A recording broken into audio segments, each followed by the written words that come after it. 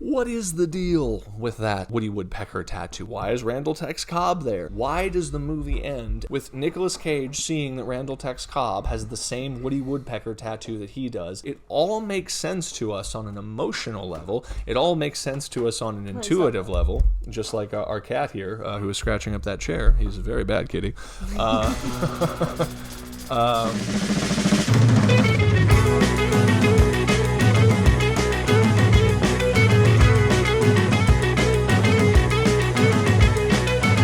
And we're back. Welcome, everyone, to another episode of the Crowded Theater Podcast. As always, I am Kyle. I'm Taylor. And I'm Cliff. Yeah, we have a good one this week. We ended up seeing a screening of, first of all, how rude of me. How are you guys? How has your week been? Taylor, how are you? I'm well. How are you? I'm doing okay. I'm doing good. I'm glad now that we're finally recording. It's a bit of a gray day in Austin today, but, you know, the sun will come out later on this afternoon. Cliff, how are you doing this afternoon? I'm doing awesome. Kick ass. Got my green tea in my Serious Gourmet Shit mug from the Alamo Draft House, which is what it's supposed to be for. Perfect. Anyway, so we ended up, to kind of cleanse the palate from our the somewhat disappointing experience that was Mickey 17 last week. We rejoiced when we saw that there was going to be a screening at the AFS Theater, the Austin Film Society Theater, of Raising Arizona, which is playing as part of their something series right now. And Raising Arizona, the second film by the Coen Brothers, and one that was hugely inspirational and influential and just a beloved film for Cliff and me from sort of adolescence to today. I feel like it's funny. I was watching Primus audition drummers earlier today for the new Primus band. I feel like everyone right around 13 years old discovers Primus and Raising Arizona, because Raising Arizona came out in 1987. Okay, Coen Brothers, Raising Arizona. I was 2, and yet you don't really tune into the energy of Primus or Raising Arizona until you're about junior high age, and you start getting into weird stuff, and then all of a sudden everyone locks in at that point. Because I noticed every time there was a Primus drummer, no matter what age, whether he was born in the 90s or born in the 60s, every one of these guys who were saying they were a huge fan of Primus, they always said they had been a fan of Primus since they were 13 years old. So I think that that's just one of those things. Everyone locks in. This feels like it very much has a 13-year-old boy energy, and I am a fan. I did an entire podcast about Robert Zemeckis, so I'm a big fan of 13-year-old boy energy in movies, and I think we have that in its most sophisticated and thematically resonant form. Taylor, since you were never a 13-year-old boy, as far as we know, when did you tune in to Raising Arizona? When you showed it to me at some point earlier in our relationship, I think in our living room and whatnot. Yes. But it was you who introduced me to the movie. That, I think, is probably the corresponding feminine side of the coin, is that all boys tune into Raising Arizona and Primus at the age of 13, and all girls tune in to Raising Arizona when their boyfriend then shows them Raising Arizona at some point. And I felt like it was a lot of boyfriend showing their girlfriend Raising Arizona energy in the theater. It was a remark to talk about the theater for a minute. A whole wide variety of ages and types of people and all that stuff. Yeah, absolutely. It played like gangbusters. Go ahead, Cliff. And the real gift was there was an entire row of like high school-ish age boys that were there with someone's mother supervising it right in the row right in front of us. So they were the prime age to be receptive to all of the goodness. Yeah, you were close to them. How did they respond to the movie? Were you tuning in at all? Oh, yeah. I think they were tuned in. Yeah, they were laughing at all the funny parts and all that good stuff. And the whole, what was fun is that the entire theater of this diverse group of people of every kind of age and all that was just tuned in to this movie from beginning to end, laughing at every gag, didn't really feel the energy lag at any point. And that's a testament to that just works in a universal way. Yeah, no, it's interesting because we talked about how like certain movies, when they play, especially at your city's indie theater, like Mulholland Drive being another one, people turn up for it because it's a good time. Everyone wants to go see it. Film people who want to go to the indie theater anyway hold it in high esteem, etc. So it was a packed theater, on what it was Friday night, Saturday. When did we see it? What time of day did we see it? No, it was Wednesday night. Wednesday. It was really Wednesday night, but packed theater. And yeah, I noted it was a wide array of people. Unlike when you go to a packed screening at AFS with your girlfriend of a Miyazaki movie, and it's a packed screening, but everyone's kind of tuned into a very specific wavelength. Maybe Miyazaki's the wrong thing. I was going to say that was almost maybe the like wrong. something slightly gayer that's like anime. I don't know. But everyone's kind of the same age. Like you There's go see. also film bro-y movies that There people come out. totally And are. you don't have to go for the anime They nerds. totally are. They generally don't get programmed at indie film theaters, Sure. those things totally do exist. No, absolutely. But Where's Fight Club coming up? nowhere. That's the crazy thing. Weren't we talking about? We were talking about how Fight Club plays nowhere. Oh, okay. And that's because they're not. Okay, That's okay. not getting programmed at the AFS anytime soon. I'll tell you that. But Maybe at a Draft House Remember 99 series. yeah, if the Draft House does a 99 series, they got to do that. Or Fincher comes out with one of his good ones, every third or fourth film, and then so suddenly, they're doing a retrospective or something, and maybe they'll do it. I don't know. Sorry, what were we just talking about a moment ago that led to all of that? The screening itself. Raising Arizona, by contrast to the oft occurring Miyazaki Niche screening or the groups. totally hypothetical Fight Club screening that we're still waiting on. As opposed to those two things, there was a remarkable diversity of ages and just different group types of people filling out that theater. We saw old gray hair people there who were coming to see a fun movie they remember from the 80s. There was obviously us who had grown up on it. There were, as Cliff said, a whole young generation there. There were dates there. It's just one of those movies, and I think the reason it's relevant to bring up is not just because, again, to remind the audience, the Crowded Theater Podcast is the only podcast where we do not watch movies on DVD, we do not watch them on streaming or even VHS. We watch them only in the theater among a crowded theater full of people. Our cat just meowed. And so the theater tells the truth, and that's the thing, is that especially when you have a diverse group of people, different ages, all packed in, individuating into a sort of mass collective consciousness, you can kind of really feel what a movie can do. And a movie like Raising Arizona, 1987 to today, still packing people in, which is strange for the Coen Brothers have obviously gone on to make a lot of films, and that's raised the value of this film, I'm sure, in the esteem of many people because they've had such great careers. But still, the film itself is a weird movie, and yet it is something that is sort of universally, transcendently regarded as a transcendent kind of happy, cathartic movie-going experience. Otherwise, why would so many different kinds of people be there to experience it, and why would it play so well? How did you think it played in front of that audience, babe? Well, I think it played gangbusters. I think it played really well. I don't think anyone walked out of there unhappy, But yeah, no, it was a good screening. It was a good time. I was just kind of thinking to myself, it feels like one of Nicolas Cage's more underplayed roles. Like he doesn't have any kind of freak out, Nicolas Cage moment. It's interesting. Go ahead, elaborate on that, because I find it very strange, because I think what's interesting it's funny you say that, because Nicolas Cage at the time, who was kind of a dramatic actor, emerging, it was a very cartoonish and broad performance for him, at the time, with all, bear with me. No, continue. Yeah, very broad performance for him, with all crazy, wacky faces and all that kind of stuff. And so it's interesting that his career, he had to take things to such a level of loudness in all of his performance and just scene-gnawing fucking craziness that no one had ever seen before, for us to now look at Raising Arizona, where he basically plays Wile E. Coyote, and it's actually one of his more subtle and nuanced performances. Because you're right, you're not wrong, you're absolutely right, but isn't that wild? Who saw that coming? Who saw that that's where that was going to go? That we would look at that and relative to bees or whatever the fucking... Yeah, or that Mandy shot that everyone sort of gifs over and over again of him chugging whiskey covered in blood and his underwear going... Ah!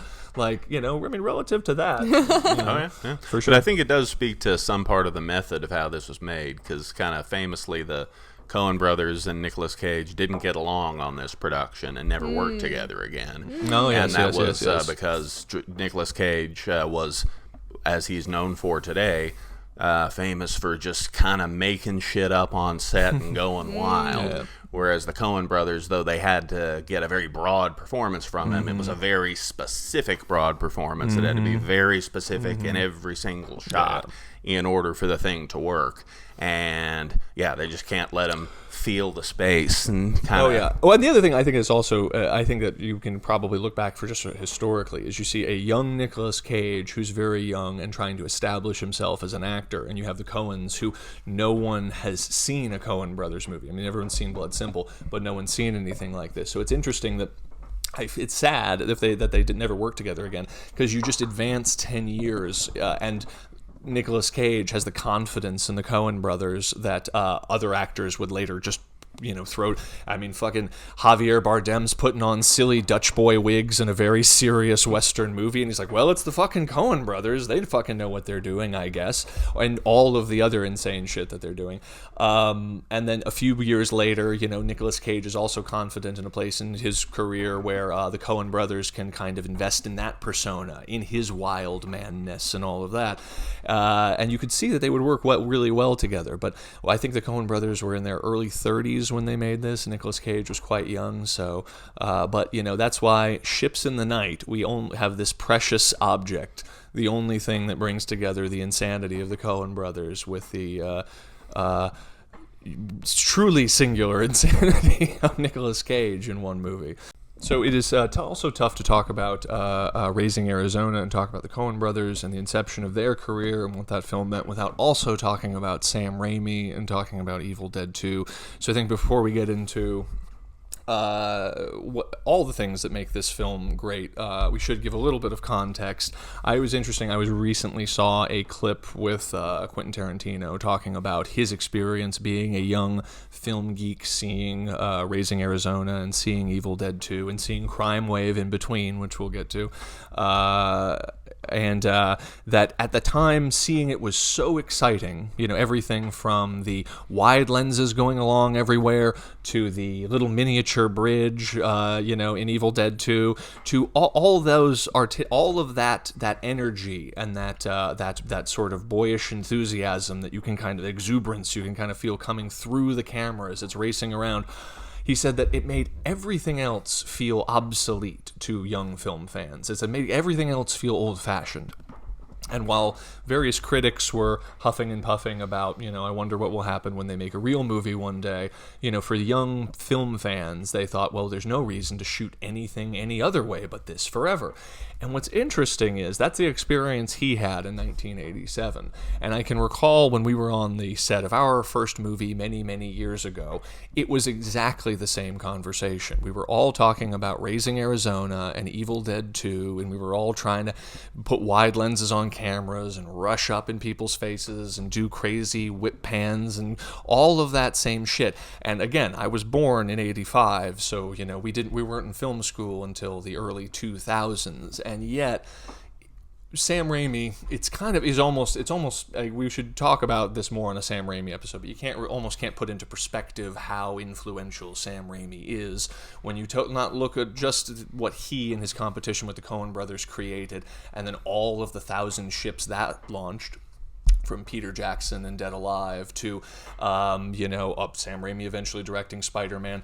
It's like he, in a subtle way, is probably the most influential director, most influential kind of cinematic voice of the last, 40 or so years in cinema. Certainly, he has, kind of dropped off with Doctor Strange, but until that point, I know. But that's the thing. What is it? Doctor Strange, and then what is it called? The Multiverse of Madness. I'd like to rewatch it. I remember enjoying. And the witch shoots lasers. The witch shoots lasers. Yes, that is the one thing that her witchery involved a lot of shooting lasers out of her hands. But anyway, we'll revisit that at some point. But I don't know. What is interesting is Evil Dead 2 has many things that connect it to Raising Arizona.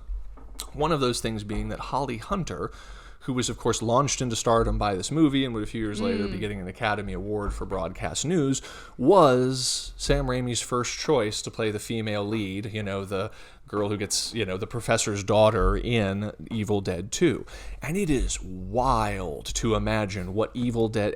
the two films are shot so similarly and even have, parallel shots, like rushing over the cars and everything like that, that they're to imagine a world in which those films are so connected by even having Holly Hunter in both films, and it is wild. I'd like to peer my head into that multiverse and see what that one looks like. I know that man. multiverse of madness would be a hell of a thing to go to get into. Good call. But it's also wild to just think about just what Evil Dead 2 would be, completely transformed by Holly Hunter's performance, which, as good as I don't know her name, who was played the female professor's daughter and all that kind of stuff, as great as she is in that movie, Holly Hunter would have taken it to an entirely different level because she is Holly Hunter, and you see that on display in this film. And boy howdy, as much as we talk about the craziness of Nicolas Cage and I love him so exactly much. Yeah, the no, biggest I think moments that's the best. I think the biggest moments, the biggest reactions, the things that simultaneously are the most cartoonishly funny and the things that ground the movie dramatically in a way that actually allows us to feel safe investing in it emotionally, all come from Holly Hunter. It is one of the most bravura performances given by any actress in any movie ever. And again, I can say that unreservedly without hyperbole, just because it would be one thing for her to just take all of the insanity, even Nicolas Cage's kind of odd half commitment, though he does very well with High, and take all of this cartoonish reality and just be a goofball the whole time. Mm-hmm. It would be one thing if she did that. It would be one thing if she did that and managed to ground us in actually caring, believing that she actually is somehow, in a way that works in the rest of this movie, a woman who desperately wants to have children, who now can't have children, and like sobbing her way through that scene, which obviously very, very, very, very, very much was a direct influence on the first 20 minutes of Up, which your generation grew up with, even some similar shots of them, and especially the long pre-title sequence as well. But anyway, being able to ground us in that drama amidst all of this cartoonishness would be a feat enough. That would be incredible enough. And yet that's not where the performance ends. The performance ends in that she has to now channel all of that through like one of the most authentic and like grounded and best Southern accents ever committed to screen, that feels not like some put on fucking plantation owner. And I believe Holly Hunter is from the South, I think. Probably should have looked that up. I was just you know what? I always just assumed she was from the South. I think she is because of this movie. And it turns out she's from Australia. She's not actually. She's an American. I just made that up. But no, the point is, through that accent, through all of she just gets some of the biggest laughs in the movie. She is the heart of the movie. She somehow pulls all of this silliness when these scenes that especially as young men, who we loved John Goodman being insane and Nicolas Cage being insane, and then them all going "Roar!" the whole time. But we wouldn't revisit the movie. We wouldn't see it over and over again. We wouldn't feel anything by the end of this movie if it wasn't for Holly Hunter being able to somehow alchematize all of her insane lines, the insane motivations of her character to want to kidnap a baby, which is a whole thing to talk about, in the plot, as a crazy jumping off point for a movie. Take all of that and somehow alchematize that into someone who you just fall in love with on screen and has so much screen presence and charisma, and there are moments when in 1 second she's it's a wild car chase, and the next moment she's just being that moment like where she's singing to the baby in the morning is just so authentic and sweet, and I don't know, it is the emotional lens that focuses around which all of this everything else is sort of in satellite, in orbit around that the whole time, that sort of centerpiece. Anyway, can talk about Holly Hunter all day and stuff, but let's talk about Raising Arizona, guys. It's a good movie. Taylor, Raising Arizona. Time watching it, go ahead. No, this time watching it, it's a great movie. It's a fun time. It's a good ride. Mm-hmm. Not to speak against the podcast, but even at home, go check it out. Like, it is a great time. Go see it in a theater, though. They always have great screenings. Yeah. But it is just one of those great rides, good vibes, good happily ever after in a way. type of vibes. But I was actually thinking about the opening scene, which I think is very fun and original.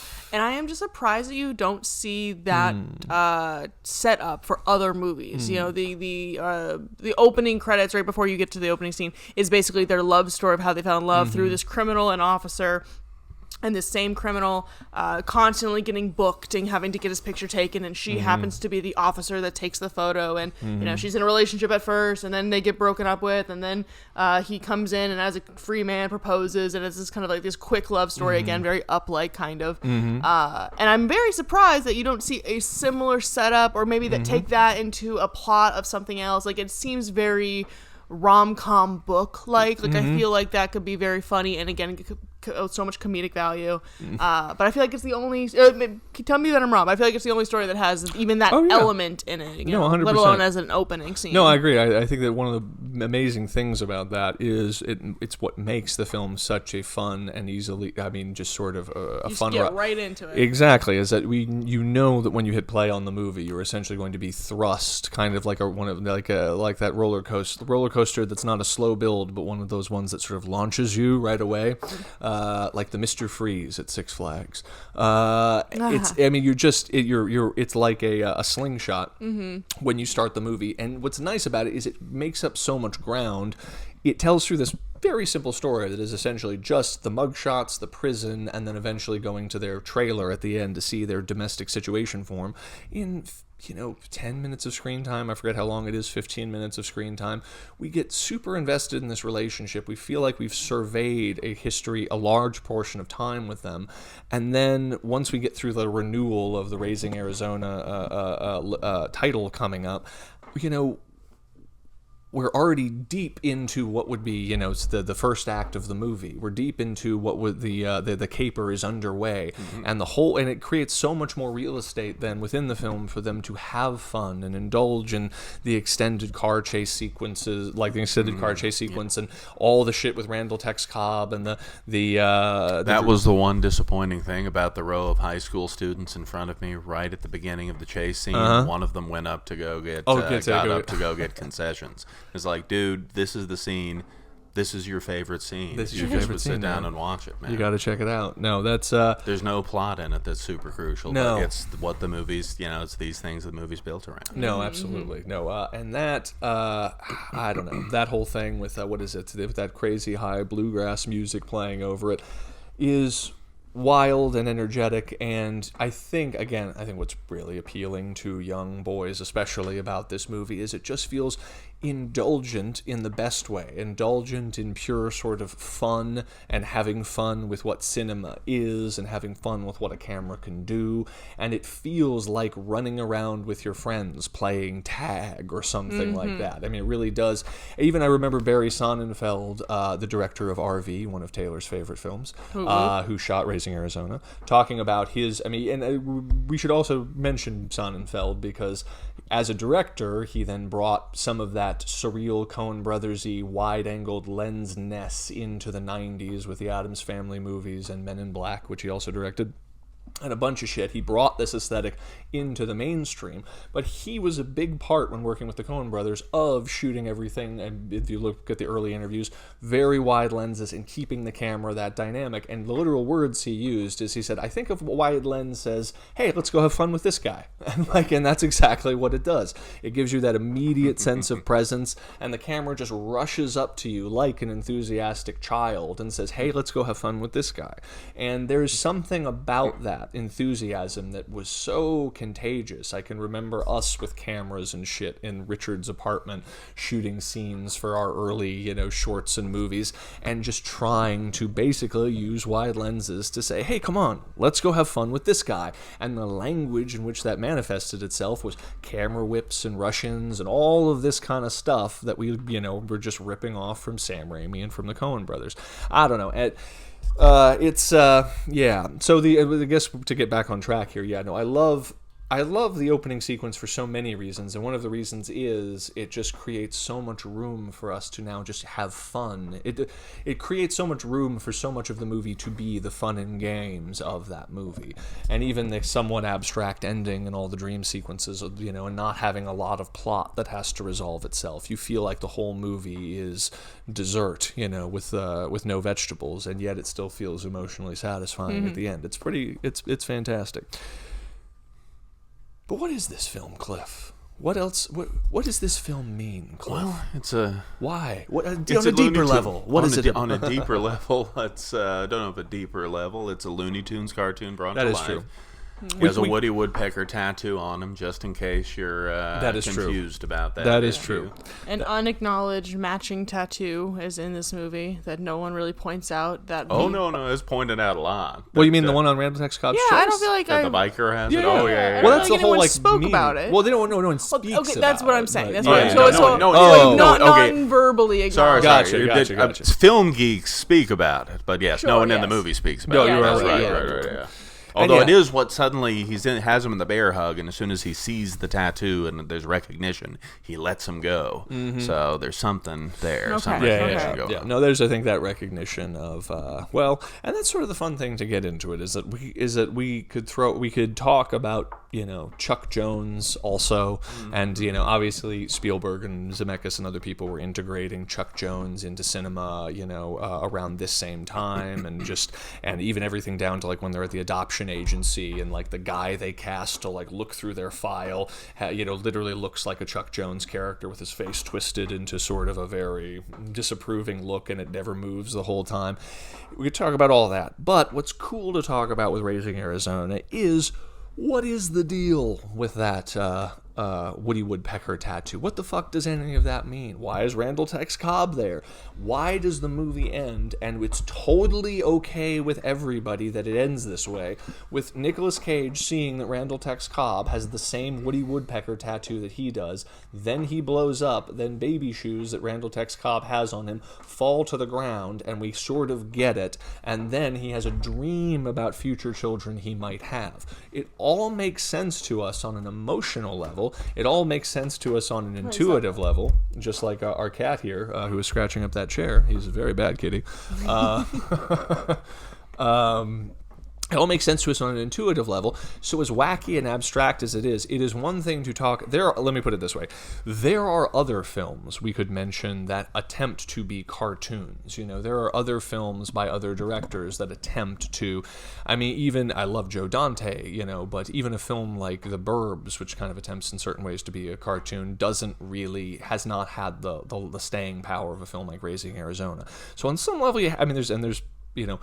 It being a cartoon in execution is one of the amazing things that makes it so compulsively rewatchable, and sort of was, you know, foretold how transcendently singular the Coen Brothers' career was going to be after this. Sure.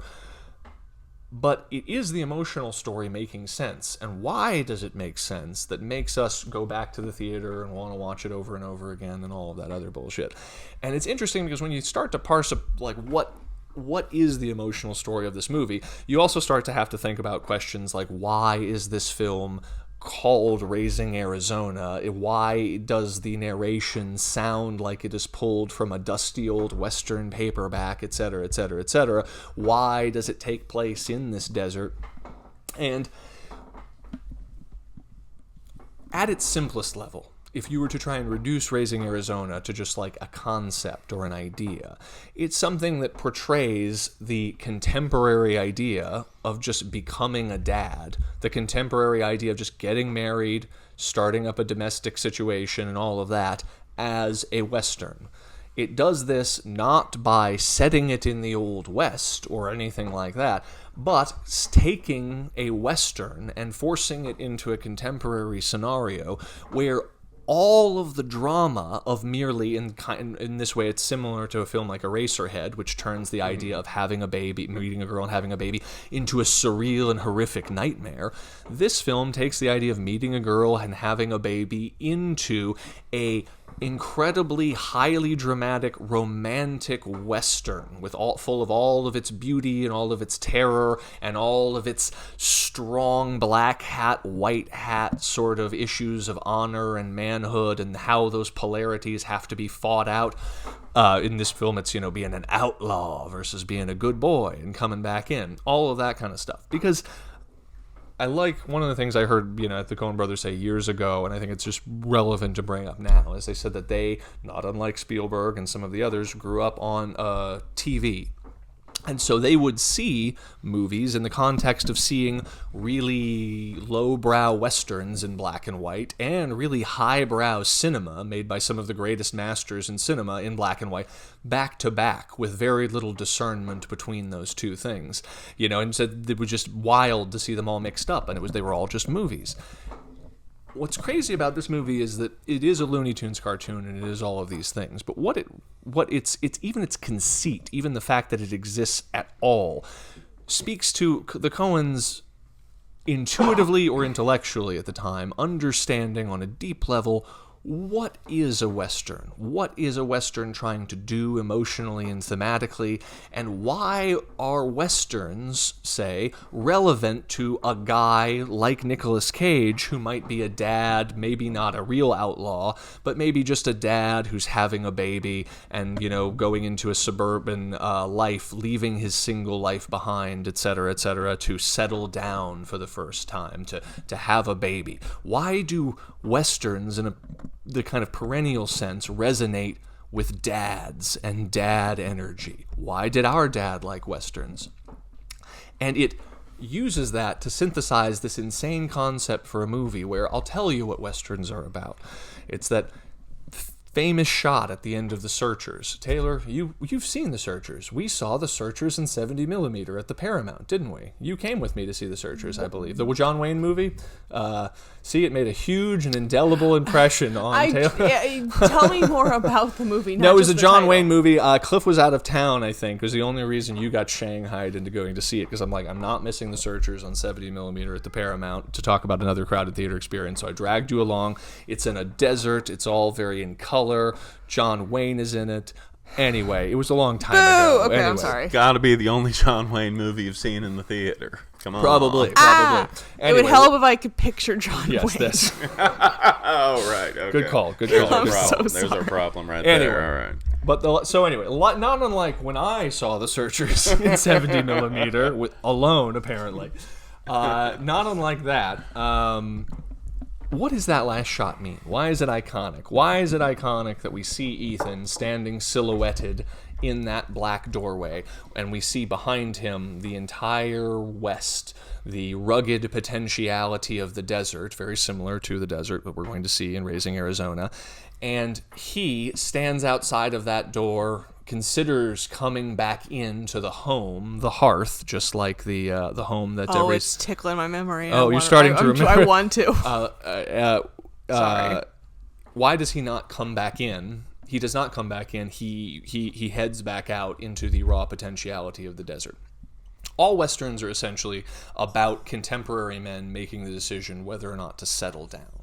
It's like all Westerns are about that idea that when you are young, you have this tremendous desire to focus entirely on the external world, on conquest, on manifestation, on your career, basically, on work, on doing great things, accomplishments, all of that other kind of shit.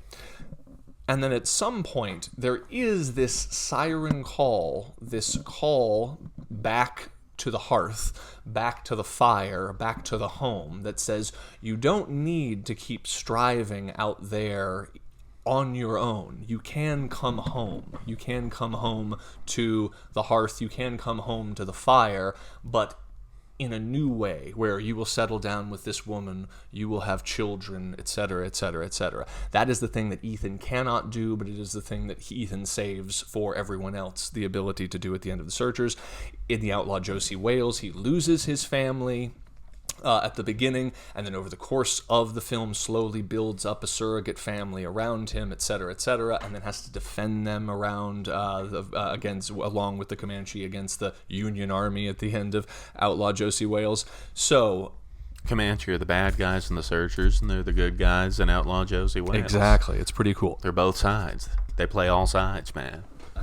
So if every Western on some level is about the, that tension between to remain, and the same things with stories about sailors and the many metaphors about the sea are similar to the metaphors about the West.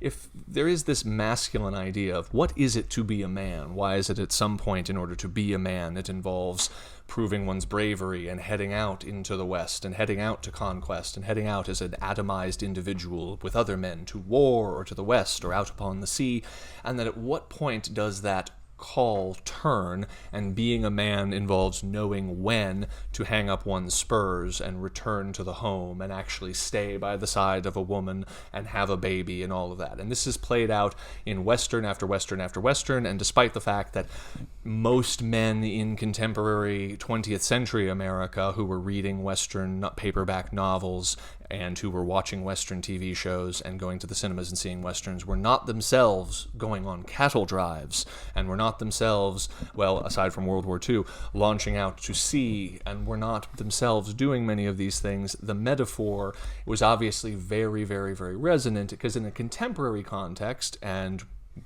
Raising Arizona is attempting to update that, in a contemporary context, for most men, that is the desire to be single, to be to fuck a bunch of women, to focus on career to the exclusion of having a family, to focus on using one's money to buy oneself lots of possessions as opposed to using it to provide for the next generation, etc., etc. At what point does the call to being a man sort of shift to that, and what does it mean? And that tension between those two poles, what does that mean? Between the sort of the feminine energy of the home and the masculine energy of the sort of conquest of nature. If that is every Western, and Westerns are relevant to dads who basically are just working jobs and coming home at a steel punching plant like High is doing in the movie, or whatever, why is that? And how can that be exploited on screen? And that is what is so brilliant about Raising Arizona, is essentially there's nothing on screen aside from his explicit outlaw nature, which is how the Western archetype is sort of brought into this film, is that he's an outlaw and he believes his boy is an outlaw, and you can see a twinkle in his eye, and he has his outlaw friends, his other Western companions, the other outlaw boys who are a member of his gang, who are going to go around on robbing banks and a shooting spree, and they want him to hit the trail with them, and it's the decision, am I good enough to stay home and raise Arizona, or am I need to go out and raise hell with the boys, blah, blah, blah, blah, blah. That tension. But it's played out in a contemporary context, and they literalize it to the extent that he really is, in fact, an outlaw. He's not, this film would be significantly less dynamic and way less interesting, because you see versions of this play out if he was, a guy working a desk job and having, strange ideations about being a Western hero, etc. They make him a blue-collar guy. They make him a contemporary version of a Western archetype. They make him this outlaw guy with his outlaw nature and his outlaw friends, etc., etc., etc. But then beyond that, the only thing that really informs the literalization, it's not literalized to the extent that he's just buying Huggies and he's just getting an apartment with his kid. Now, they are also stealing a baby. This is an important part of the whole outlaw nature. Stealing the Huggies. And stealing the Huggies. Who and ultimately the pantyhose that he used over his head. That's no, absolutely. But what makes it a Western is the fact that, the narration is bonkers for this movie. Just think about it for a second. It all works, but everything is as dry as a high prairie wind, or, even befouling the sweet desert air that crossed his brow, etc. All of these metaphors and ideas that feel like they're pulled out of, really artful Western novels or pulpy Western novels, etc., show that the whole way in which High sees his life the whole way in which he contextualizes, at least from his POV, who he is, and what manhood is entirely from the sole POV of a Western, of a Western narrator, of a John Wayne-like figure, of a man who needs to be a man, even after he punches out what's his dick for attempts to introduce the contemporary idea of being swingers to him. Mm-hmm. He punches out his boss, and Holly Hunter asks him, what do we do now, or what do we have now, or whatever, and he says, you have a man for a husband, or whatever his line is. And again, that's the dilemma, is he does not know, and he finally, ultimately, briefly, all is lost in the movie, decides that they're better off without him, and that's when he writes that whole letter saying goodbye to her, and he's going to return to his lawless ways. But what it does is, by setting it in the desert and giving it this insane Western narration, you have scenes where, in an utterly contemporary way, you have his boss, and the name of the boss and the name of the actor is escaping me at the moment, who's having this conversation with him about him being kind of stuck in his suburban life, and hey, have you tried swinging? But as they're walking, they have an entire desert vista framed behind them, and giant cactuses with the huge arms behind them. So visually, what we are seeing is an image right out of Howard Hawks' Red River, or especially an image right out of any John Ford movie. We are literally seeing a Western image, and we are hearing Western narration. The horizon is at the bottom of the frame. The horizon is at the bottom of the frame, exactly. We are seeing Western imagery. We are seeing Western iconography. We are being hit with Western narration, and yet what we're actually watching is just a guy trying to navigate, a Western guy, a Western hero, if you will, an outlaw, trying to navigate contemporary society where he's forced to wear flip-flops, and the other guy has a little sweater on, is like, we are swingers, as in to swing, and punching him out. And what's wild about the movie is that is what alchematizes the crazy Looney Tunes shit with Holly Hunter's performance, with all of that, and this will sound weird, but it is the capital T truth of the movie, if anything else, is that its themes, its understanding of what a Western is, of what it means to be a man in a contemporary setting, and what the two things have to say about each other, is capital T true.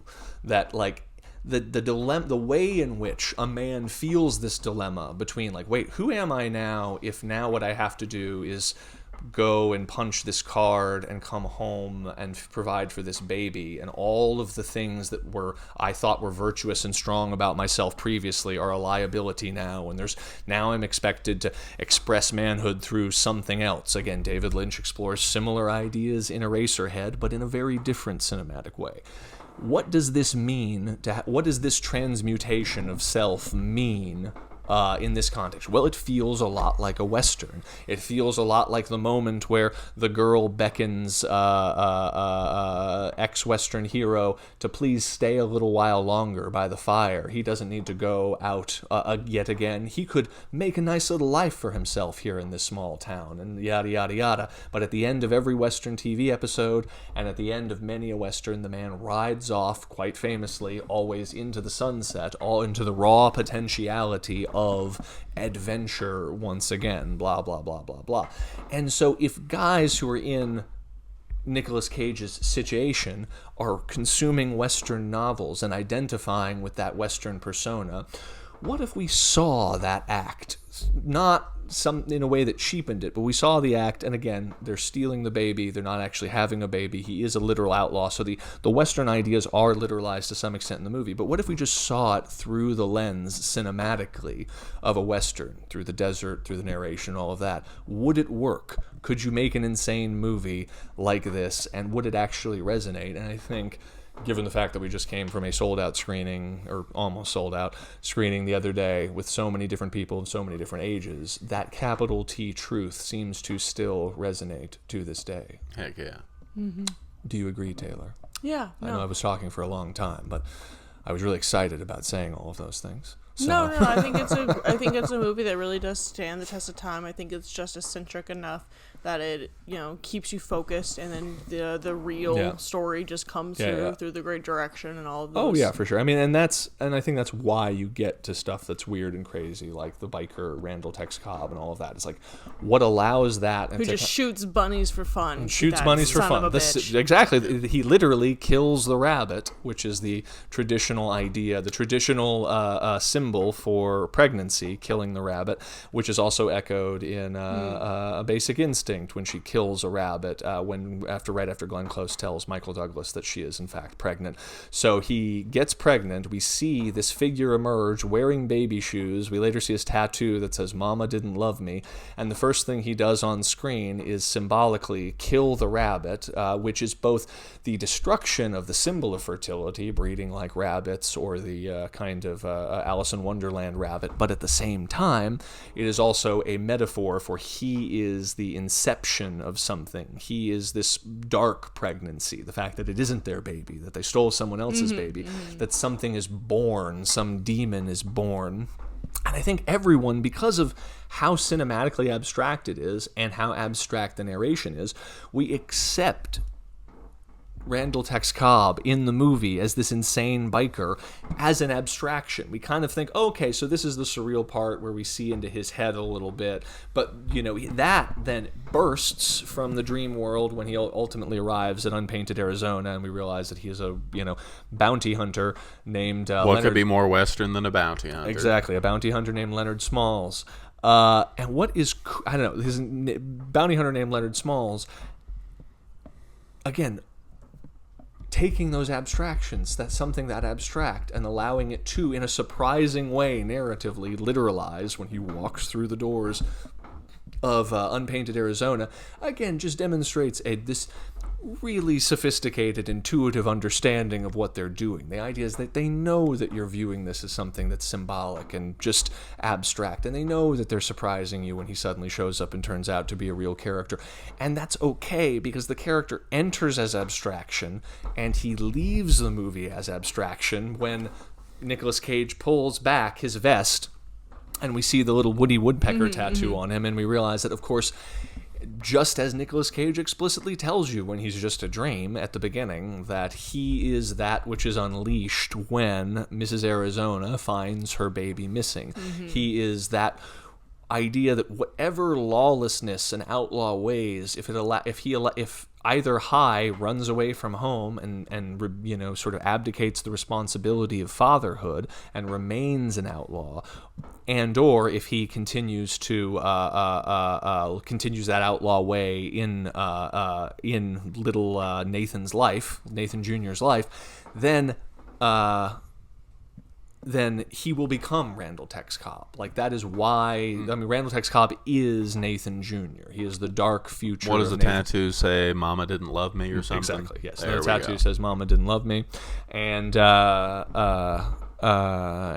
he wears the baby shoes and all that. And when we see him blown up at the end, and we see that kind of, that he is, we're talking about in Seven, how, all the ideas that show, even though it is not literalized fully, the idea that John Doe is, clearly an aspect of Somerset. He's a piece of Somerset. He is the dark, judgmental side of Somerset that envies Mill's normal life that he had himself rejected, blah, blah, blah. Go listen to the Seven episode. The Coen brothers take it a step further. There's no way within the literal narrative of the film, aside from magnificent coincidence, to ground narratively or literally in any way the idea that Randall Tex Cobb would have the same Woody Woodpecker tattoo as he has on his arm, And yet, they do it anyway. They show it to you because he enters the film as a dream. He briefly interacts. We see his boots walk through sliding glass doors at Unpainted Arizona into this demon walk that is unleashed by them, walks into our world, and he is a demon, catching flies out of the air and all that other kind of stuff. And then we see him walk back purely to potentiality, where at the end we're essentially told, no, he is an abstraction. He is an aspect of Nicolas Cage. He is Nathan Jr. all grown up if they don't ultimately make amends for the things that they have done, blah, blah, blah, blah, blah. And as it turns out, by the end, with his final dream, it is in conquering him. When they blow him up, we see the baby's shoes fall, and we see that future for Nathan Jr. If they had kept Nathan Jr., that's what would have happened. High would have gone to prison, or something like, who knows, but if they'd kept Nathan Jr., he would have become Randall Tex Cobb. So that blows up. We see the shoes fall down, and then he has his dream, this new abstraction about the future, where Nathan Jr. grows up in a loving home with his real parents, becomes a football star, and then as a kind of divine reward or bounty for their ability to survive this trial and stay together, they themselves will be rewarded with a miraculous conception, and whether it's technology, and it'll look like multiple children too. It looked like multiple children. Whether or not you choose to, that's the idea. Was it the final words from Nathan Arizona? It's like saying that, gotta wait for science to catch up with you, like it did for Florence and me. Caught up with a vengeance, because obviously a big part, and you're probably kind of too young, but there was like a spate of these sorts of news stories about multiple births, because in the early days of what is now, they had the Octomom. Yeah, exactly. But in the early days of what is now IVF, or fertility treatments, whatever it was, they didn't put in one embryo, or there would be multiple embryos that were all within the woman at the same time. So frequently it would result in twins, triplets, and even occasionally would result in these kind of crazy pregnancies, 5, 6, or even 8 babies. Now, I think they have IVS dialed in now where that doesn't happen as much anymore. Fun fact, not to cut you off, but I rep a lot of very good Disney Channel original movies. There's a great movie called The Quintuplets, or The Quints. And it's just like this one. And it's basically the story of older singled child who's like 16 or 17. Their parents suddenly have, I think maybe naturally, or maybe not naturally, I don't remember why, but has 5 kids, and they become a news story. And it's this whole, you have 6 kids, not 5, or whatever, and it's a fun story. Yeah, and it's an idea that was just sort of floating around in the zeitgeist in the 90s, that idea of a family who now has 5 kids all at once, obviously the drama of all of that, and then all of the media buzz around that, and what that would mean, etc. And I think that continued right up until I think there was a multiple births reality show or something by the time in the early 2000s or something. I never watched any of that kind of stuff. I don't know, but so whether you believe, it's obviously grounding all of this idea, and science is catching up with people and enabling them, and maybe High works really hard and he gets a whole bunch of money at his job, and then he's able to pay for some sort of scientific treatment. But as far as the film is concerned, they annihilate this demonic potentiality from the film, the idea of Randall Tex Cobb, and he is given a prophetic vision suddenly of their divine reward, which is they will grow old together, they will have children, their children will have children, and you see them around this gigantic table of plenty at the end, surrounded by children which again, in the context of a John Ford movie and all sorts of other things, is very, very meaningful as well. Because again, aside from what we usually look at as being the iconographic elements of John Ford movies, the big tall desert, Monument Valley, doobie-doos, and the cactuses, and the horizon at the top and bottom of the frame, as the Fabelmans reintroduced into the zeitgeist. The other thing that was a critical piece of all of those movies that is conspicuously missing from this one was the big family around a table. In The Searchers and all of those movies, and How Green Was My Valley and The Quiet Man, it's like when you enter the home, the Western home, the home in Ireland, there's always scenes devoted to everyone eating around the table as this sign. I mean, it is the value that is being fought for, the value that is being defended. It's the value that even a cool contemporary Western like Outlaw Josie Wales kind of turns on its head, as it's not this familial unit defending itself. It's more of this mismatched, patched together family unit, kind of unlike The Searchers, with an old Indian grandfather who he's picked up, and an old racist grandmother from Kansas, and various other surrogate family members, and them who sort of form this family and have to defend themselves against the Union Army at the end. But we finally achieve that image at the end as the kind of spiritual reward for them having to get through all of these things and everything. And there is something, I don't know, there is just something about all that again, resonates with the capital T truth of all of that. Not just on the level of, we like seeing that our characters are happy and that they get what they want ultimately. But there is something about casting that dilemma entirely through this prism of all of these Western images, of all these Western ideas, that feels truer than a more literal version of the same story. There are many films that try and capture fatherhood or parenthood just by showing them as they are. There's no Western, iconography in the background. There's no abstract, like Zane Grey narration. There's no fucking him going to prison 3 times in the first 10 minutes of the movie because he's an outlaw. There's none of that. And yet they feel more distant, less true, and less relatable than High and Ed feel in this movie. It feels less...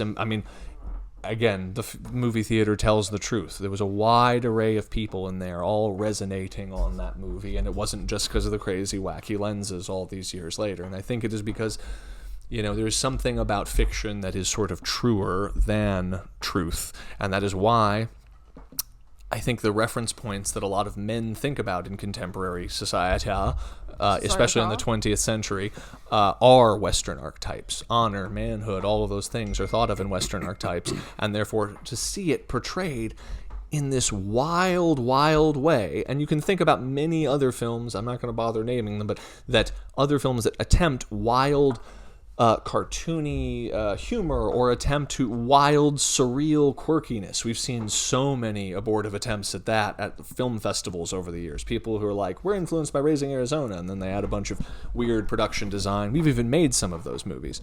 But the films don't work, or whatever the thing is. What holds it all together, Holly Hunter's very, very earnest performance, Nicolas Cage's crazy, cartoony performance, the wacky lenses, all of that, is that it is speaking to something that is very true. That here's the thing, what I also love, I don't know much about the Coen brothers' personal lives. I know that Joel Coen is married to Frances McDormand for a long time, all the way since back in the day, blah, blah, blah. But it's like, that they were going through some version of that experience, because otherwise, how would they know? They couldn't know that there is a truth as artists that is stitching everything together and giving them wisdom far beyond their years. And I don't know. And that's even more so than the lenses, even more so than the influences, even more so than any of that. It's why the film is still working. The shark is still working all these years later. Heck yeah. Yeah. What were you going to say, something? No. Oh, okay, cool. Yeah. So, what have we not talked about in Raising Arizona so far? We've talked about Holly Hunter. I just as a viewer, and I just wanted to say this because this is our podcast, I did not care for the John Goodman. I like them more this time around, but I don't like characters that are just meant to annoy the viewer. Well, I've watched you watch Raising Arizona, and you seem very bothered by, you love John Goodman. I love John Goodman. But you seem bothered by, and I noticed that you're not bothered by when they're coming out of the ground and they're all covered in mud, which is, by the way, one of the greatest scenes. Great. Just yelling for no reason, but keep on yelling, John. Yep. Pre-Shawshank Redemption. Escaped by the same method. Exactly. And Kevin doing the same thing. Shawshank Redemption ripped that off, man. But serious. But with a serious face on. They put a serious face on it. It's almost too horrifying when you think it becomes a horror movie when you think about it. We're crawling through a sewer pipe in for Sirius. It becomes a Stephen King story. But what was the thing? But I have noticed that where it really gets you is, and maybe I'm wrong, but I see the extent to which you strongly identify with Holly Hunter's character of Ed in the movie, and this is your house, and this is your baby, and so when they stomp in and put their feet on the coffee table and start to fuck up their so precariously... Get your asses out her house! Exactly. It's 2 a.m. or whatever the fuck time. Yes, and that's my point, is I think, in a way, and even you, who are not a man, but a woman, last time I checked, this is that I don't think they would get under your skin unless you fully were right there emotionally with Holly Hunter. I like them more this time around. Now, I'm not saying that it's an issue of taste, and if, like, again, them eating stuff and weird stuff kind of is off-putting to you. They're supposed to be obnoxious and really throwing a wrench in the gears. And good job for them. I think they're obnoxious. And in that sense, and by the way, in that sense, in the way that the film is about either, coming home to being a father after being single and or just growing up and becoming a father, they represent every aspect of just being wild men, including being little boys, which is why, when she's sitting later on feeding the baby and they're having the conversation about breastfeeding her, they're just eating some cereal with milk at the table the whole time, like with chewing with their mouths open like they're little boys.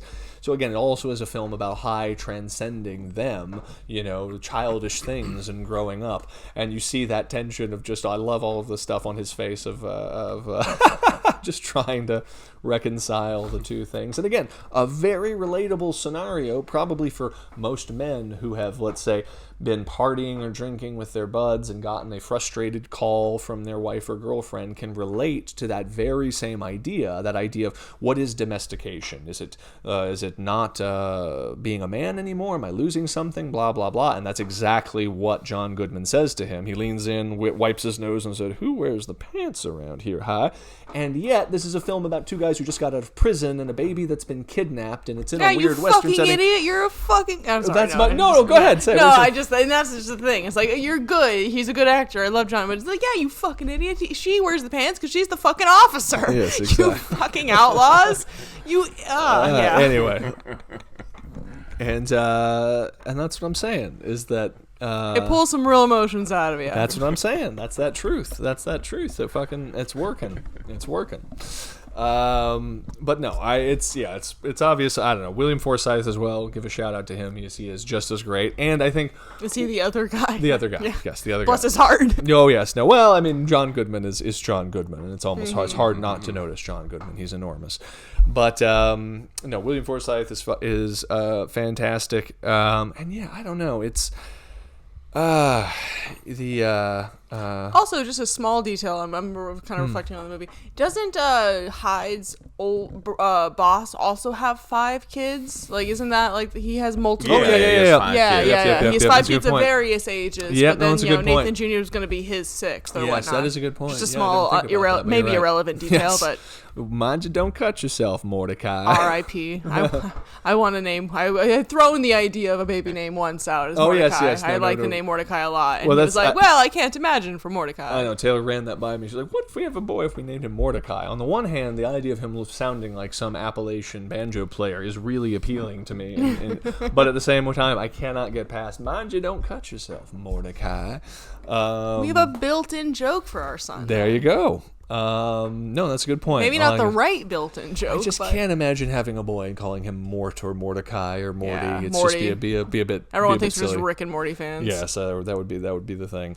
Well, I guess it's Raising Arizona. We've hit the high points. If you haven't seen it, go see it. If you get the chance to see it in a theater, please do. Yeah, no, it's definitely a good theater experience. Yeah, no, absolutely. It's a great movie. It's one of those things that we can talk about. Why it works as a crazy Chuck Jones cartoon. We could talk about why it works because the Coen Brothers are weird and wacky, and because the camera's flying all over the place. We can talk about all that, but what really I think I took away this time and continue to take away more each time I see this movie is that what really is in this movie that foreshadows the incredible career, that foreshadows Fargo and No Country for Old Men, and the dozens of other masterpieces it feels like they have made. What foreshadows that is the fact that the film is as abstract and weird as it is, and yet still feels so resonant and true on an emotional level. The fact that they were tuned in to meaning, they were tuned into truth, even if it was only intuitively. I think they were in their like early 30s at the time. Even if it was just intuitively tuning in from having seen a lot of movies, they are tuning into something that was true that still seems to resonate with people to this day. And I think that's why A Serious Man works. That's why so many of their weird fucking movies work, is because they actually do have something unique to observe and to say about the world, and they're using the cinematic medium to actually get their unique metaphysical perspective on the world over to an audience in a fun way. You know, like directors used to do a lot back in the days of John Ford and Howard Hawks. They don't do that so much anymore, or at least those are very few and far between. There's very few and far between to find someone who carries the title of director who has anything to say at all about anything these days. But there they were, Raising Arizona. So, I, of course, do not possess the hubris to believe that I know what this film is about in a true sense, so the only way to discern what the film is actually about is to consult the spirits. Prior to this podcast, I, of course, drew a tarot card, asking for what meanings we can take from Raising Arizona that we and our loyal listening audience can take with them into the next week. Mom. Exactly. So, Taylor, draw that tarot card and tell us what the card is. Roll. Ooh. It's always reversed when I pull it. It depends which way you pull it out. But it is the 9. Okay, very, very, very good. This is the 9 of Wands, which I will hold up right here so that y'all can see it. Boom, look at that. All right, 9 of Wands. Interesting card for this because, again, the 9 of Wands, it's the 9 is almost to the 10, which is about completion and harvesting. But as you can see, the dude on the 9 of Wands has a bandage around his head, and he is a bit jaded, and has created a fence out of all of his wands, a wall that he does not want to see, that he is defending. And he has a sour expression on his face and a bandage on his head. And which is interesting because the first thing that pops into my head is to synthesize our discussions of Sam Raimi. This card does synthesize our discussions of Sam Raimi and the Coen Brothers for a moment. Because the Coen Brothers, not unlike the dude here in the 9 of Wands, I think got a little beaten up and learned a lesson in the only other time after Crime Wave, which we skipped talking about here, but we'll talk about it some other time, that they collaborated with their old buddy Sam Raimi when a negative, something that came along being beaten up, ultimately led to the harvest. And if you look at the 10 of Wands, you can see the harvest of the 10 of Wands that was the rest of their career. That is to say, and that is our cat letting us know that we've run out of time. Hi, Mr. Parker. Hi, Mr. Parker. Pet him.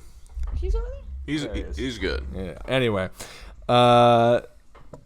when they worked, and in fact, I almost want to say, oh, here it is right here. I actually have it right behind me. I didn't even think about this.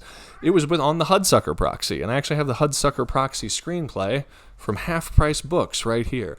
And as you can see, it says written by Joel Coen, Ethan Coen, and Sam Raimi, who was also in the movie briefly playing a gangster.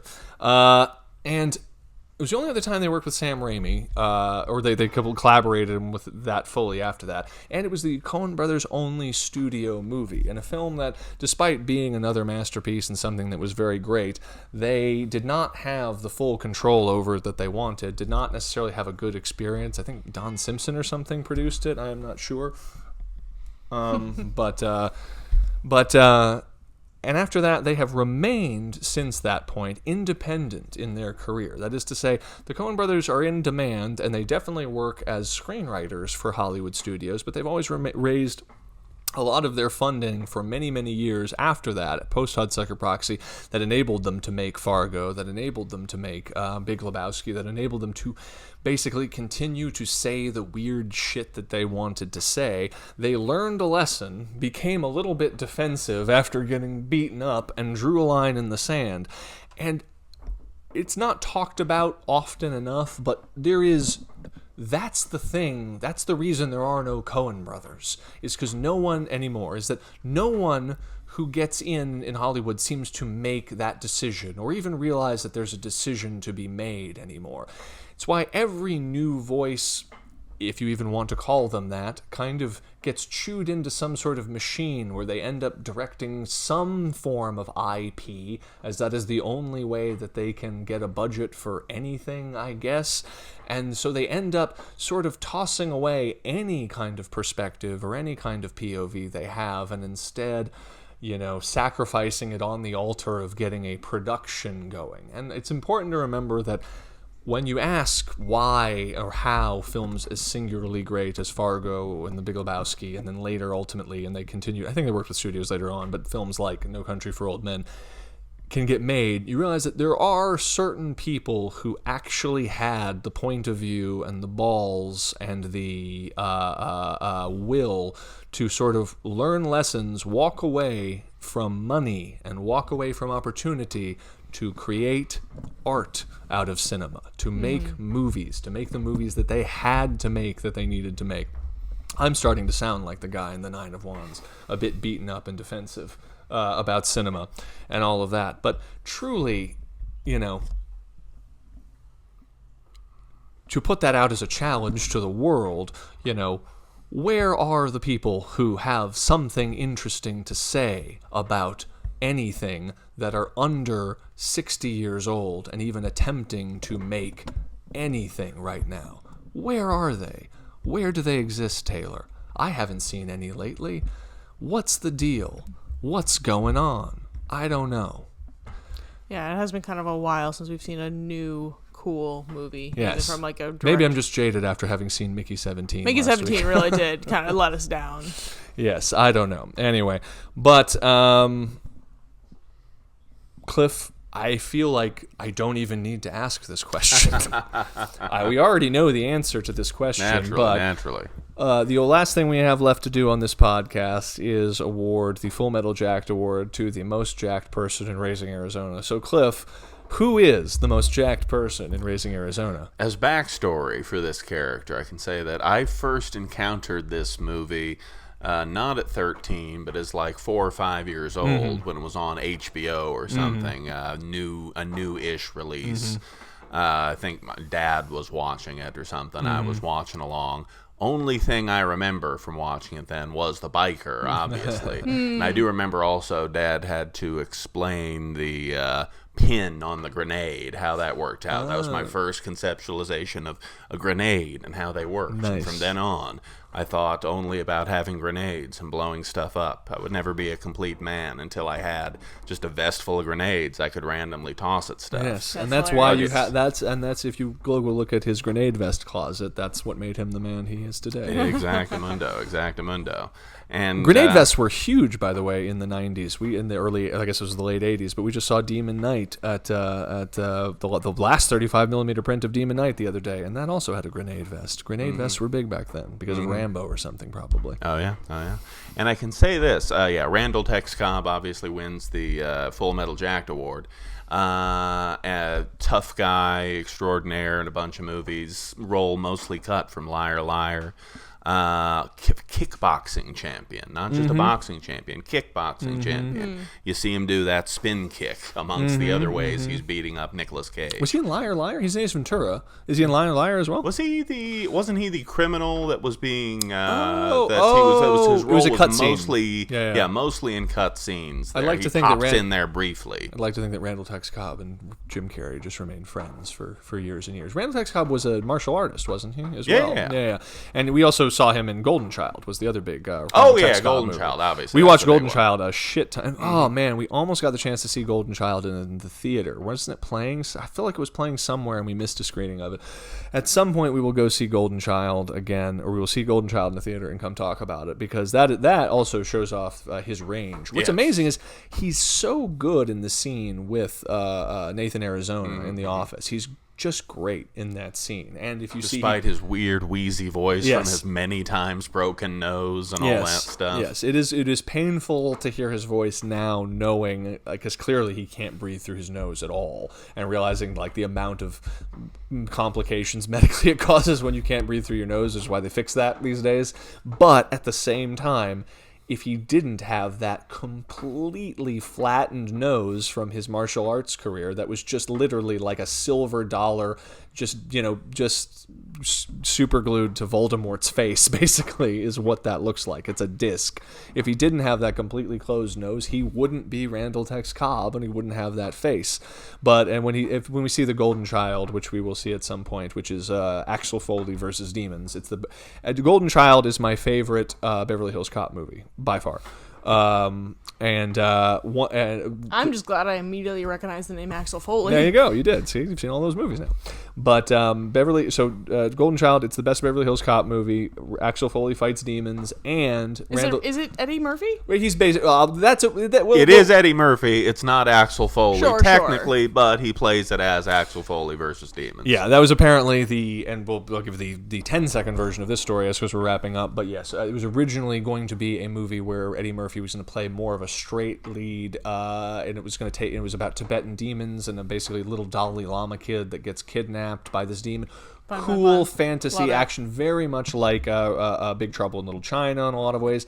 However, when audiences went to go see it, apparently test audiences just didn't understand why Eddie Murphy wasn't acting like Eddie Murphy and saying wacky Eddie Murphy things. I was going to say, I wanted to be on, you're like, he's going to play a straight man. I was like, why? Yes, so apparently wacky Eddie Murphy things, they wanted to see that. And Charles Dance from Game of Thrones, Tyrion Lannister, who was the villain in that movie and Last Action Hero and stuff. We're not Tyrion, it's Papa Lannister's Tywin, some other weird T name. Lannister. Papa Lannister. Dies on the shitter. Yes, there you go. He was the villain in those scenes. So they literally reshot scenes, like the airport scene and My Dear Sweet Brother Numsi, just reshot a bunch of scenes and just had Eddie Murphy just do Axel Foley. He's just doing Axel Foley. He's playing Axel Foley. He's handling situations in an improvisatory way. The wonderful thing is you can see that it's supposed to be annoying to the character of the Sado Numspa, the demon.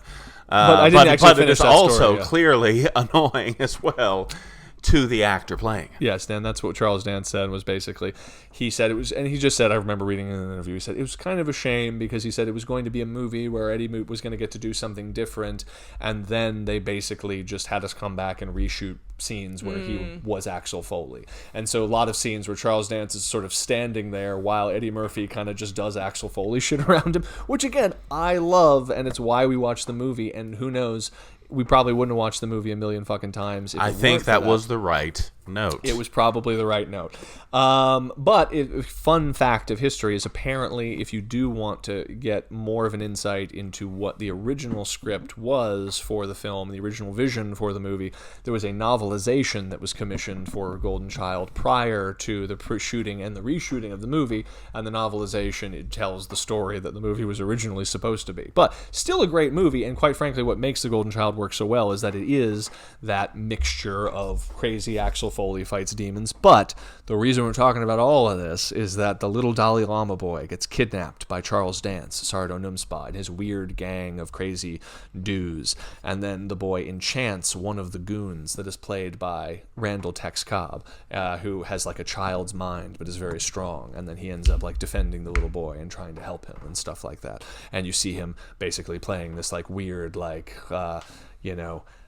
anyway, he's good in that movie too, is what I'm saying. So, Golden Child, check it out. Woot. Yes, so I guess we've said everything we need to say about Golden Child. So I think we can wrap up our Raising Arizona podcast. All right, guys, this was a fun one and stuff. Had a lot of fun notes. Yeah, and hopefully we have some cool stuff we see coming up. Screening in the air. I think we have. Well, hopefully we'll get to it. I think Silence of the Lambs is coming up. Fantastic Planet is screening soon. Because Fantastic Planet is one that you've seen before. You've been really hyping up to me. Yeah, I've seen it before. I think you would like it because it's an animated thing. I haven't seen it in a long time. I'm very curious. It is one of those films because it's French and animated that, not unlike Miyazaki, plays like every 6 months at every Indian repertory theater around the country. So if we don't get to catch Fantastic Planet this time, we'll catch it 6 months from now when it plays again. But Silence of the Lambs is coming up. That would be really cool to see. So hopefully we'll see some of those. Anyway, until next time. Thanks for joining us this week. Until next week, everybody, I am Kyle. I am Taylor. And I am Cliff. And we will see y'all in a crowded theater. Woo!